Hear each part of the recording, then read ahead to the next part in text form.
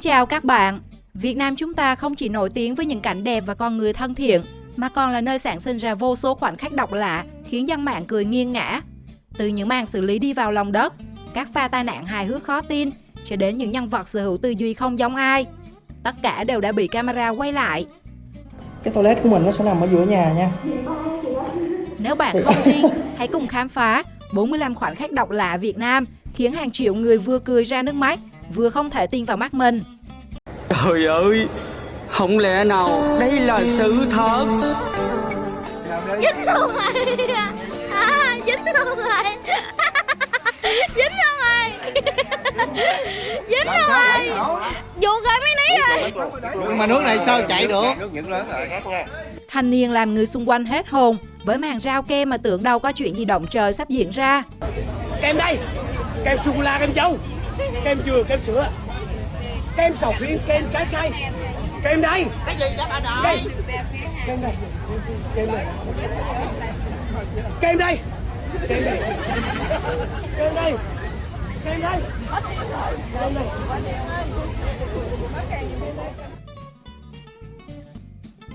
Không hiểu học hành kiểu gì mà tới ngày thi bằng lái, cô gái làm quả thi khiến thầy giáo dạy và cả hội đồng thi được phen khiếp vía. Bài thi kết thúc, bạn đã thi trượt, bạn đã thi trượt. Thật vô nghĩa. Biết trước có kết quả như vậy, tội gì phải tranh giành đấu đá với bọn họ làm gì. Mara vô tình quay được cảnh người phụ nữ đi mua ve chai, nhưng lại cố tình nhặt luôn chiếc xe đạp của người ta để bên đường.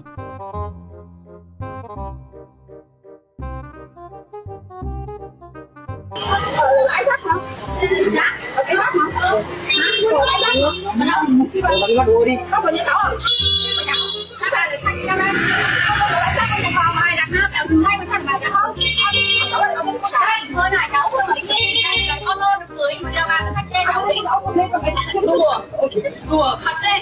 Đấy, thầy nói chuyện được lên hàng thì ai vừa hôm được một chiếc xe đạp và ai cũng khách rồi. Và người xe đạp chẳng có ai để đấy cả. Chắc người ta đi tự nhiên mình bà lấy. Ô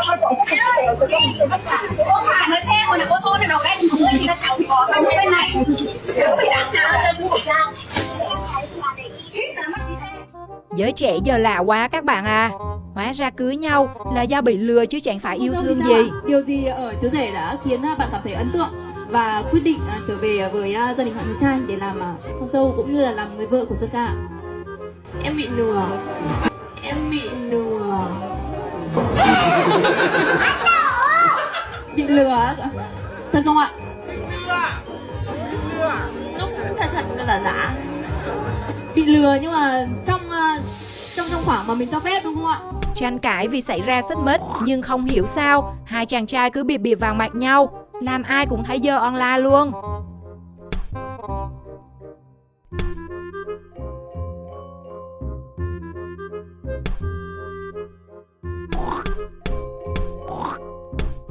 Nhân đoạn clip đã sốc ngang khi ý tốt của mình đến con chó còn không thèm.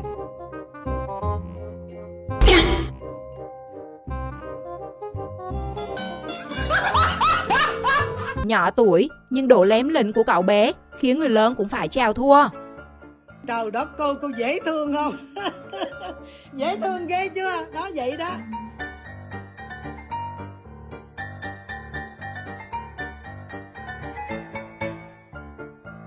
Chàng trai đi chùa khấn vái mong bề trên phù hộ, nhưng nghe nội dung sao đáng sợ quá các bạn. Liệu lời khấn của chàng trai có được chứng không? Sư Huyền Nhung đây con trả để bà cái đầu heo này, cho từ đây sắp tới cho con khôn ra. Bạn bè mượn tiền con không có cho mượn nữa, lúc cho mượn thì nó vui vẻ, lúc con đầu thì nó buồn, nó giận, nó chửi, chặn số điện thoại con mất bạn. Bà cũng phù hộ độ trì cho con khôn ra, con không có hỏi hốt hụi giùm chai hốt hồi xong rồi nóng đóng con đóng quá trời. Bà cũng cho con khôn ra, cho con không có cho dây bạc lớp bạc sắt nữa. Con nhiều con mua vàng con để dành để cho dây bắt đầu rồi. Lúc nó mượn á, thì vui vẻ, còn lúc tới ngày đóng lại nó không đóng rồi xong nó trốn đi mất tiêu luôn, con mất tiền mất bạc.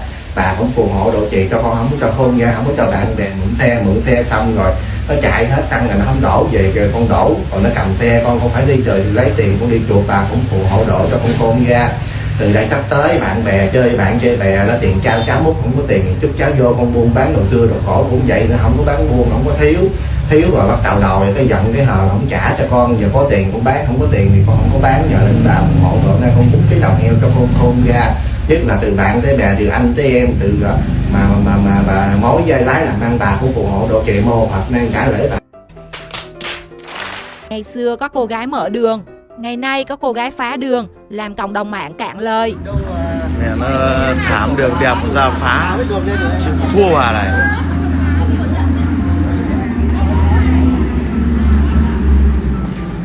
Anh quay phim của anh em gọi khu đây anh. Rồi nha, làm đường đẹp dân ra phá này, ra cuộn lên này, phá đường này. Đấy. Chịu thôi. Đấy, ra đào này.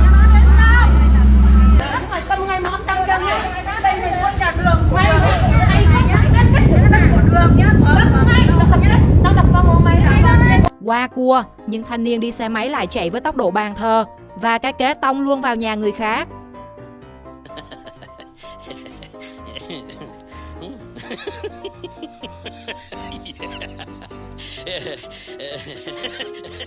Mới học lớp 1 được 36 ngày, cậu bé thằng Đồng đã trả lời vanh vách các câu ca dao tục ngữ, nhưng nghe thì nó cứ cấn cấn. Nay học lớp 1 bao nhiêu ngày rồi? 36 ngày. Hỏi câu này biết nha. Công cha như núi Thái gì? Thái Bình Dương. Công cha núi Thái Bình Dương hả? Rồi cái gì vỏ quýt dày có móng tay gì? Móng tay ốc. Móng tay ốc là móng tay gì trời? Đó giờ tôi mới nghe luôn á. Con móng tay ốc ở dưới đất á, chứ ở biển á. Móng tay ốc là móng gì ta? Là có ốc móng tay á hả? Trời đất ơi, ốc móng tay mà nó móng tay ốc. Rồi 5 anh em trên một chiếc xe gì? Chiếc xe Trung Quốc. Chiếc xe Trung Quốc là chiếc xe gì? Chiếc xe bắt cóc chị em đó. Xe bắt cóc là xe bít bùng hả? Đúng là ngày đó đúng nè. 5 anh em trên một chiếc xe bắt cóc. Chiếc xe Trung Quốc mà bắt cóc, đúng không? Được. Hào án. Dành dụm tiền đi bar giải trí, thanh niên không ngờ bóc trúng Secret. Chương trình mà ba biểu diễn hôm nay nó lạ quá.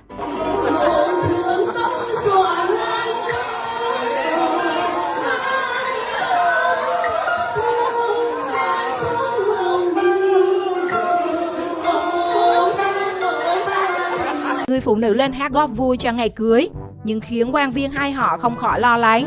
Liệu cô ấy hát nổi hết bài hay không?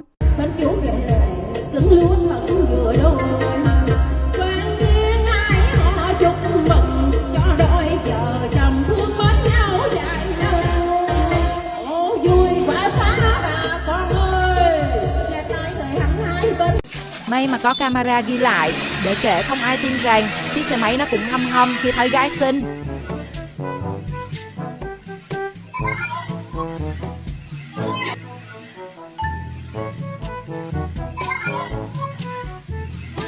Khác bao người phụ nữ tuổi xế chiều khác, thay vì chọn môn thể thao nhẹ nhàng, người phụ nữ này lại chọn môn thể thao thấy ớn quá.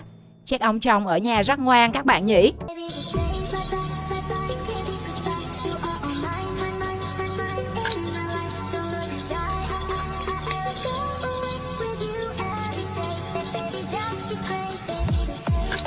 Đánh DJ phục vụ đám cưới, cô gái dở khóc dở cười khi gặp khối nghỉ hưu quấy rối.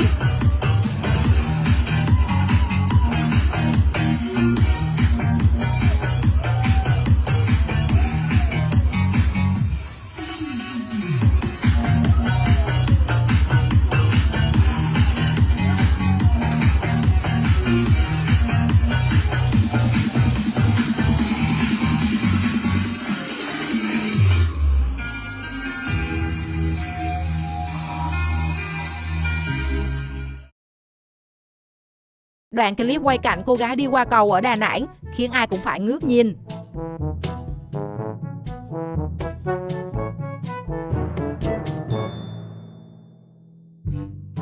Đi câu cá mà có cả đoàn cổ vũ thế này thì câu cả ngày cũng không dính cá. Chắc mấy anh nam cũng chịu quá.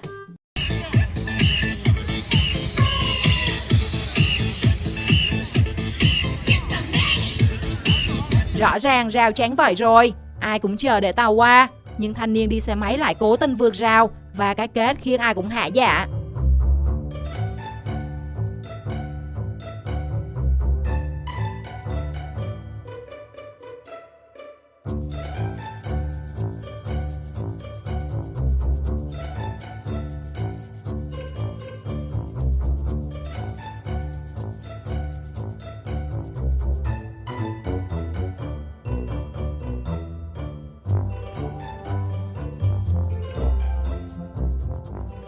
Đường hẹp cỡ này, nhìn thôi đã thấy tụt huyết áp. Vậy mà tài xế ô tô vẫn có thể chạy được tới điểm đến. Thật khó tin đúng không nào?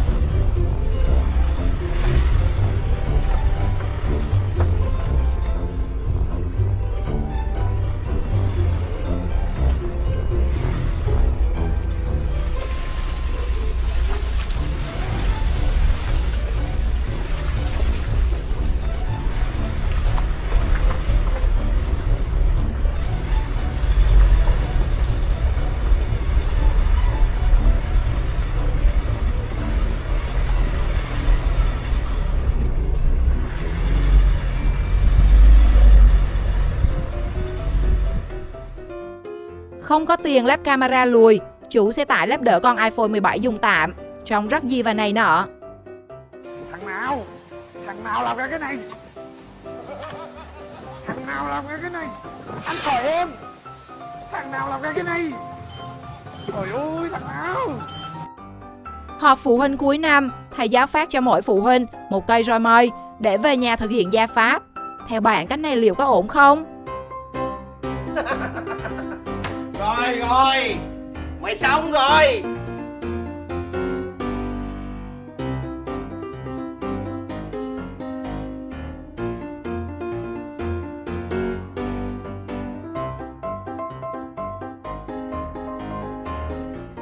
Một video cảm động về tình làng nghĩa xóm, có gì cũng ra nhà hàng xóm cho hết, nhưng cách cho đáng sợ quá.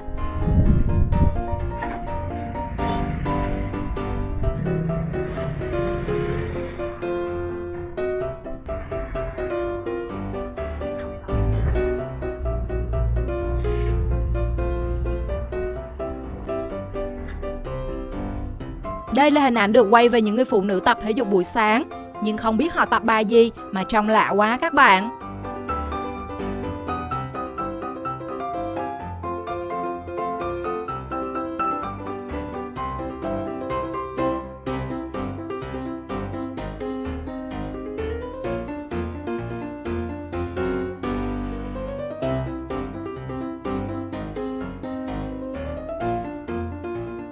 Người đi đường vô tình quay được cảnh cặp đôi đi xe máy. Không hiểu anh chàng giận hơn gì cô gái mà ngồi lái xe cách xa kiểu đó.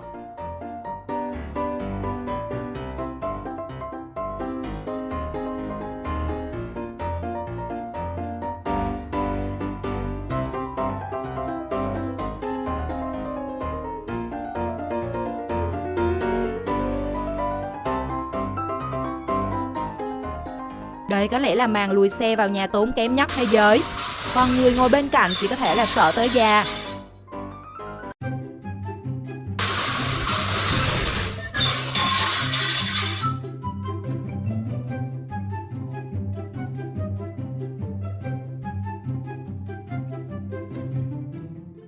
Rượu dao bôi, nhưng có lẽ quen cách uống 100%, nên thay vì nhấp môi, cô dâu đã uống cạn hết luôn ly rượu, khiến quan khách được chọn cười vui vẻ.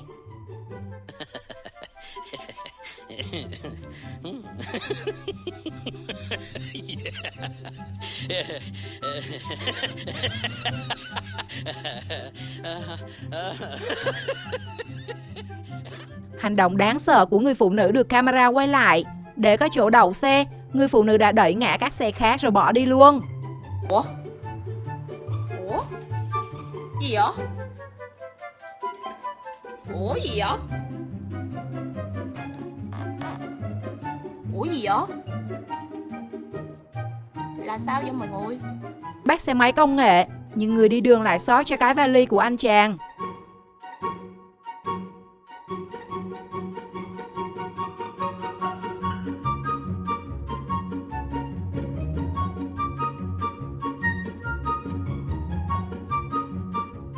Chuyện khó tin nhưng có thật các bạn à. Người phụ nữ trong video trước đó có đi đám cưới họ hàng một cây vàng 24K. Giờ tới đám con mình, cô ấy đòi gia đình kia đi lại.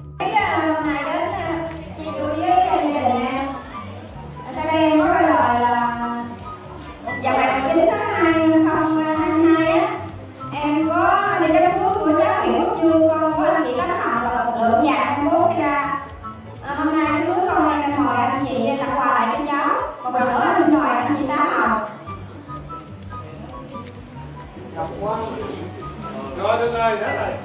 Có lời anh xin có gì cho khách buổi tiệc cưới con mẹ nên là một bài. Tại hội làng Hữu Vanh, Chương Mỹ, Hà Nội, trong khi mọi chuyện đang diễn ra bình thường, thì một cô gái lại có hành động khiến mọi người không hiểu chuyện gì đang xảy ra.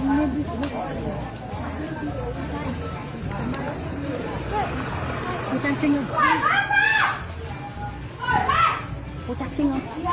Để cô Trang xinh không? Con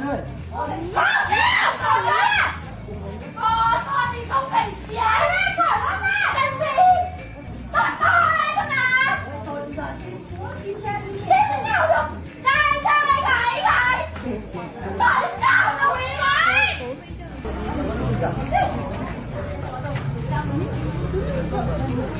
Chị phát trực tiếp lên. Không tới chị.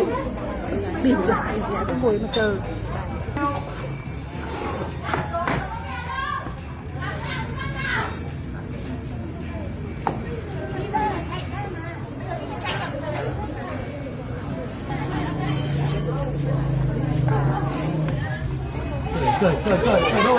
Cởi đồ. Đứa nào khỏi phải cởi đồ hết.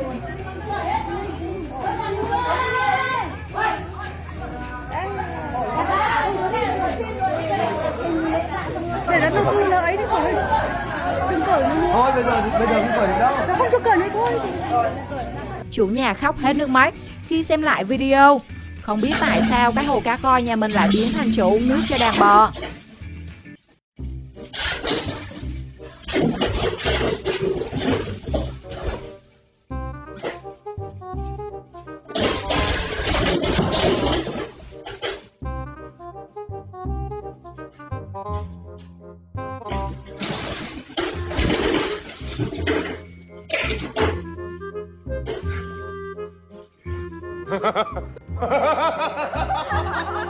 Tưởng bà nội cũng còn tưới nước như cây, cậu bé không ngần ngại xịt ướt hết cả người bà. Cái kết lại một phát vào mông. Thông minh lắm. Khoảnh khắc độc lạ nào của người Việt Nam làm bạn cảm thấy hài hước và khó đỡ nhất? Comment câu trả lời của bạn cho mình biết trong phần bình luận. Xin chào và hẹn gặp lại!